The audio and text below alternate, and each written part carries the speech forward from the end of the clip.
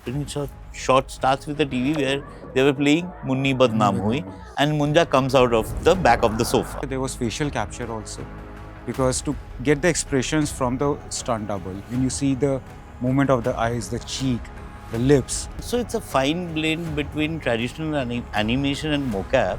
And this is where, when we were talking about multiple takes on the shoot, is where when the actors are having cues, but it's not that easy. So they have to understand the cues and start reacting to that. The tree, the roots, how they interact with the character, the other actors during the climax was something which made it look more believable. Golem and Munja, they are very, very far away from each other. Hi, I'm Shom Dasgupta. I am head of production for Redefine Asia. Hi, IGN India. I'm Pranay Agrawal. I'm the head of creative operations for DNEG and Redefine Asia. And today we are here to talk about Munja and the VFX behind it. in IGN India. And I hope you all have a great time having this conversation.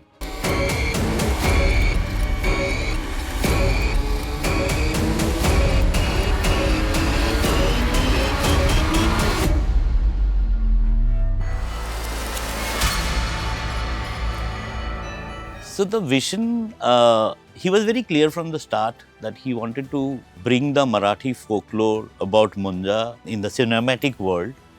And we all kind of worked with him together to create his vision in cinema and how Munja is going to act, look, and interact with the real characters.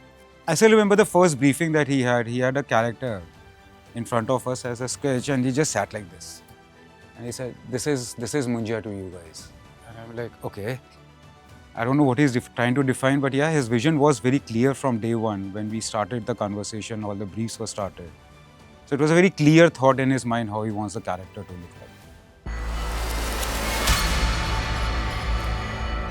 So Chetukwari was completely created. We did have some kind of a reference point in terms of the trees where Munja used to live, but it was again created by VFX because there was interaction with Munja and the tree. And also the roots, Pranay can tell it more about it, in the climax when the roots were there. Yeah. I would say that it was, as much as we talk about the environment, we talk about the backgrounds, but relating the tree, the roots, how they interact with the character, the other actors during the climax was something which made it look more believable. The animation team, the CFX team, blending that together into how the motion happens, how they swirl around, capture the guy, put it inside themselves, is what made it more workable and more believable. And that is where your background work, your creature work, your CFX work came together to make the entire world more believable on that part. And blend it with the real world. Because again, roots, we know how the tree is, but the way it needs to swirl around, you cannot lose the properties of a specific object, but it has to still function in a way where it can capture and work with the real life world.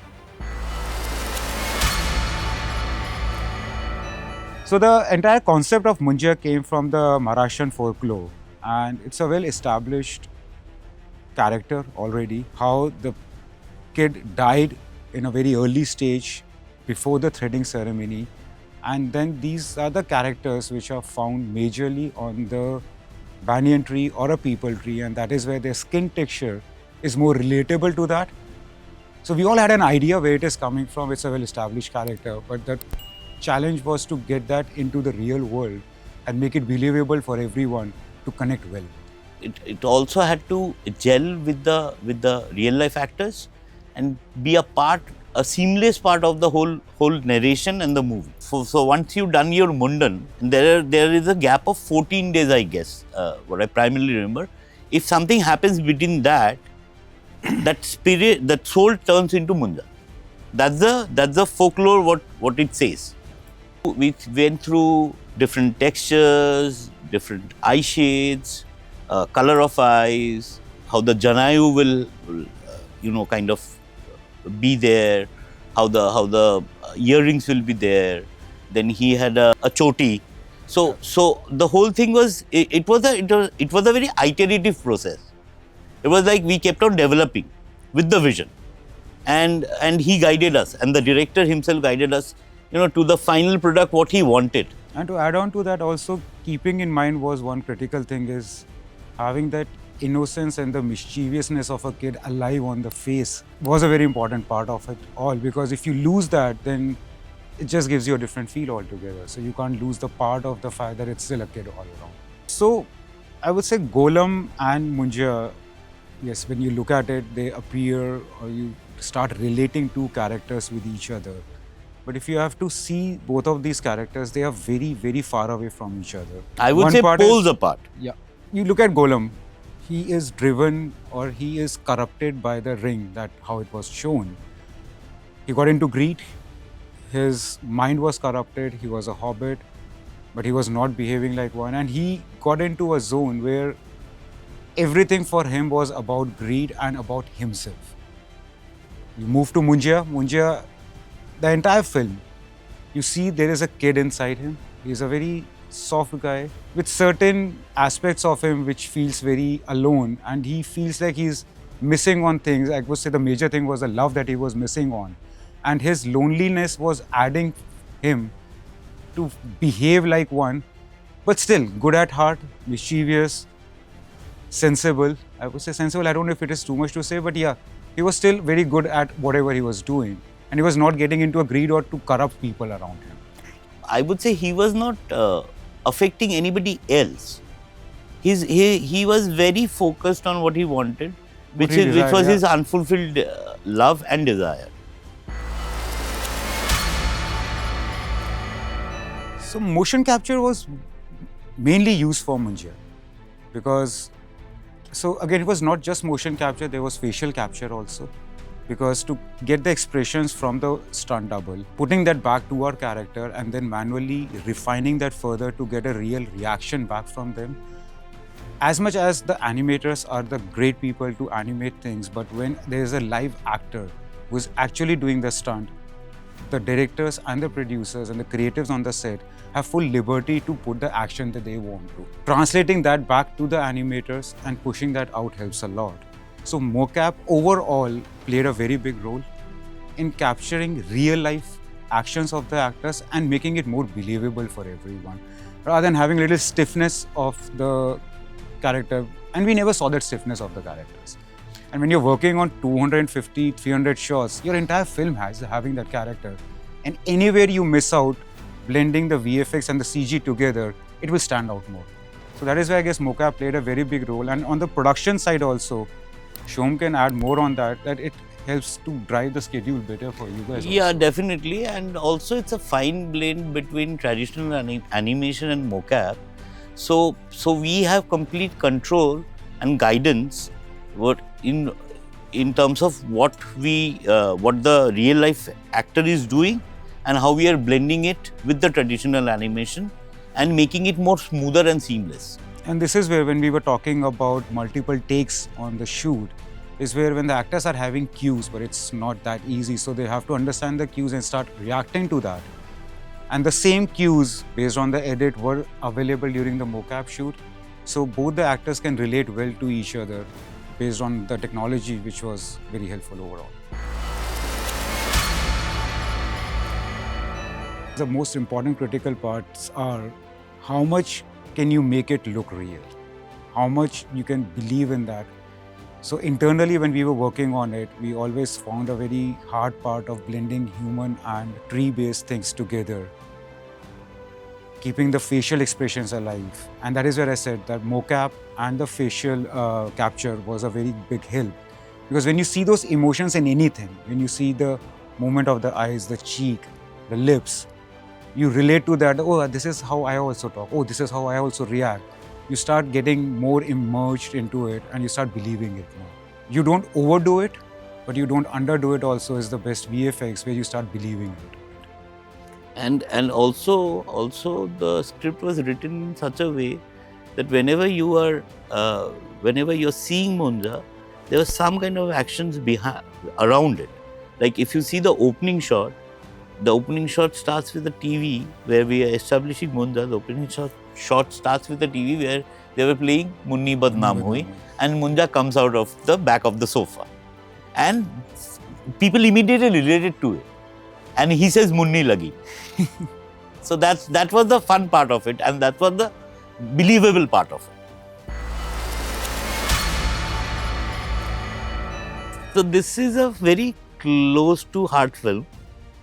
I don't think there is any kind of character like Munja existed in Indian films before this. So people were related, and at the end of the day, the feeling of hard work pays off was reflecting on everybody's face. And again, getting the award and knowing that you're getting the Filmfare Award was obviously exciting. As much as people talk about Oscars, as Indians, Filmfare is still closest to our heart. Yeah, and we grew up seeing Filmfare Awards. Exactly. Like, I don't know how old I was when I saw Filmfare, and it took a very long duration for me to get an opportunity to go and grab this Black Lady in my hand. My feeling was out of this world, and when the teams came to know about it, everybody was super excited. And knowing the part of one thing that I really want to add is, Indian cinema right now is creating so many films, brilliant VFX films, which are at par of what we have been seeing. That recognition, that love from everybody, translating into this award was the best feeling, that people come back and say, ki, wow, our work was recognized, going back to their families, talking about it, families understanding what they have been doing, what they have done. So the teams are very, very excited about it, and all their hard work paid off very well. AI is the next big thing, or rather the next thing, but it's evolving. So combining VFX with AI is going to happen, but you can't take the human brain out of VFX, because that adds an element to the whole product. So though AI is very machine driven and machine learning kind of a thing, it will definitely help the process, or creatives to think out of the box rather. Yes. So for the creatives to think out of the box is one part, and for the filmmakers to have multiple options or variations of things to look at. And as Shom just mentioned right now, I was watching Stealth last night. It's going off the Netflix on 31st of October. I want to view it again. 2005, they spoke about AI. It's an add-on to what you do to make things faster, to make things more effective. But the human intervention, the human brain, the human feeling is a part that is still required in VFX and any work that you do. So AI is a good add-on to be more efficient, effective, but you still need humans to drive it. It just cannot drive on its own. We are very excited to be a part of this horror comedy, because we have been part of Three, we have been part of Munja, we have been part of Thama. So, yes, I think by the time this interview goes out, Thama has already been released, and yes, we are very excited to be a part of the horror comedy world of Maddox. Yes. And there are other projects which are happening. Ikki's trailer have just come out, so that's one of the next big VFX heavy film, and we are also working on Border 2. Also, one of the biggest films that is coming out of so-called rockstar Yash is Toxic. So that is one film that we are working on right now, and it's tend to release next year. So that is one film we all are looking forward for. Very heavy VFX. Thank you, IGN India, for having us on India's VFX revolution. So that was all for Munja's VFX breakdown. I hope you guys enjoyed the VFX of Munja, talking about it and the making behind.